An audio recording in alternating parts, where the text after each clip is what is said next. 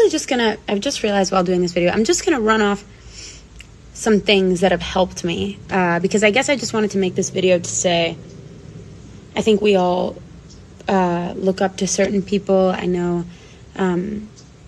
you guys, the same way I look at my idols and people I admire, kind of forget that we're all human and that we are all on our mental health journeys.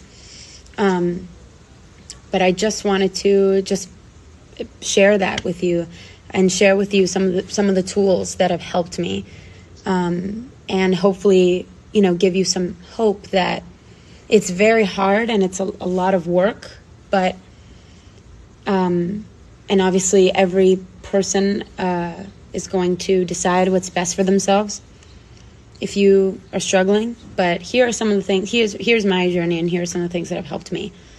I committed to 10 minutes of mindfulness every day, at least. So I started just every day for a year and a half. Haven't skipped a day of mindfulness because it lets me focus on my breath. It lets me look at my thoughts from a more objective perspective, as opposed to believing that everything I think is true, which was, I think, a big source of my anxiety. I started, that meditation was definitely probably number one. It was a huge part. Also, really, 10 minutes of meditating is 10 minutes training your mind and body to concentrate on being present. And anxiety is really focusing on the things that you can't control. And a lot of that is what may happen in the future. So, yeah, mindfulness really helped me with that.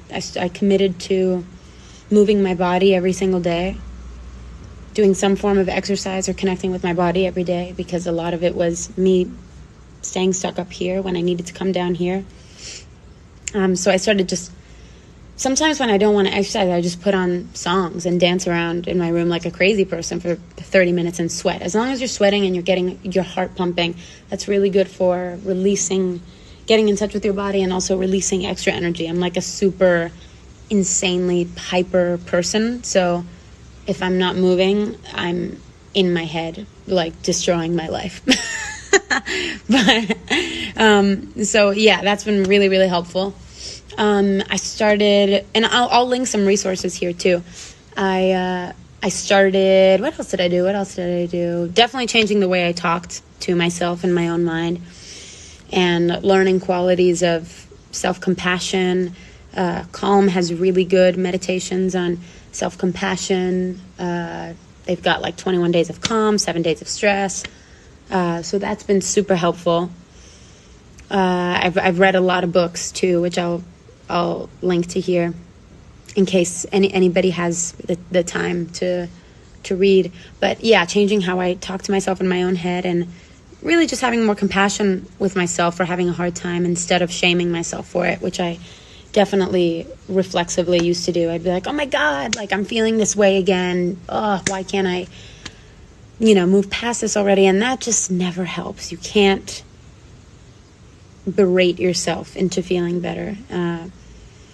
And you have to just kind of hold your pain and your whatever your struggle is like your baby. Like, I know that sounds cheesy, but definitely loving myself more into healing has been really transformational. So there's there's like the cognitive side of that, and ways of thinking and whatever that have really helped me. And then there's like, I'll just give you the practical stuff. So mindfulness every day has been a real game changer. Exercise every day has been a real game changer. I do, like, after I shower, I just make the water super, super cold. And I learned about Wim Hof and cold water therapy, and that stimulates this thing called the vagus nerve in your body, which kind of regulates your nervous system. And if you've experienced any sort of trauma or traumatic experience, it can help in resetting your nervous system and paying attention to your breath and help you regulate that. So those are some of just kind of, what else do I do? Gratitude journaling is great. 10 things every day that you're grateful for. Really small things like, sunshine on my skin and feeling the ground beneath my feet. Like just little things like that. And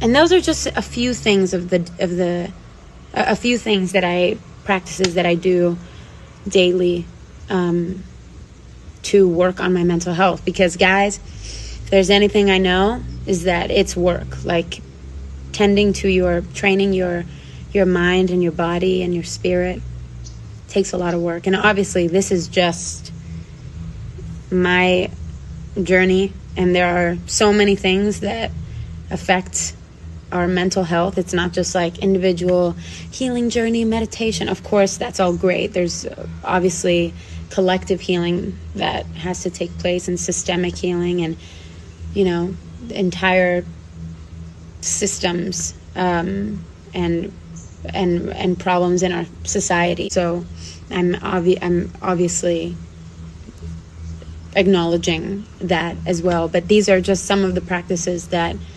have helped me in the past year and a half. And I just want to come back to my point of having compassion with yourself during this time if you are struggling, which I'm sure there's a lot of people that are, especially in times like these. So definitely make sure that you are tending to yourself and taking care of yourself as best you can, so that we can show up and keep doing the work that needs to be done, do the work in ourselves and keep doing the work that needs to be done, so we can make this world a safer, more healing place for everybody. But I just wanted to share that with you guys. And I'm sure there's so many things that I left out, but I just wanted to make this quick little video. And I love you guys. I'm sending you so much love and so much healing.